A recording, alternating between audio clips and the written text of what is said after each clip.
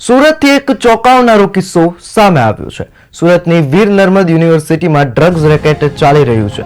કેમ્પસમાં ગણેશ સ્થાપનાના વિવાદ બાદ યુનિવર્સિટીના રજિસ્ટ્રારે વેસુ પોલીસ ઇન્સ્પેક્ટરને લખેલા પત્રમાં વિદ્યાર્થીઓનો ડ્રગ ટેસ્ટ પણ કરાવવા માટે જણાવ્યું છે।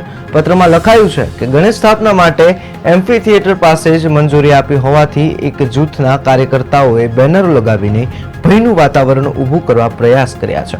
વિદ્યાર્થીઓનું આવું વર્તન જોતા નશાકારક પદાર્થનું સેવન કર્યું હોય તેવી માહિતી મળી છે। અનિચ્છનીય ઘટના રોકવા યુનિવર્સિટીએ પોલીસ પાસે રક્ષણ માંગ્યું છે।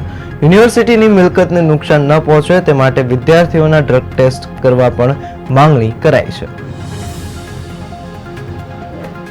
હાલની અંદર ભગવાન શ્રી ગણેશજીની સ્થાપના અને વિસર્જન દરમિયાનની પ્રક્રિયા દરમિયાન કેટલાક વિદ્યાર્થીઓ જે છે એ ઉગ્ર વાણી વ્યવહાર અને વર્તન કરતા હોય છે। એને ધ્યાને લઈને કેમ્પસની બહાર આ પ્રકારની શંકા વ્યક્ત કરવામાં આવી છે। એ સંદર્ભમાં 8 ફૂટથી ઊંચી પ્રતિમા હોય તે પ્રતિબંધિત છે, એટલે એ જૂથને એ કેમ્પસની અંદર આ પ્રતિમાને લાવવાની ના પાડવામાં આવી છે। હવે યુનિવર્સિટીના ગેટથી જ આ તમામ પ્રકારના ચેકિંગ કરવામાં આવશે અને એની અંદર આદરણીય પોલીસ તંત્ર દ્વારા જે કંઈ કાર્યવાહી કરવામાં આવશે એમાં યુનિવર્સિટી તંત્ર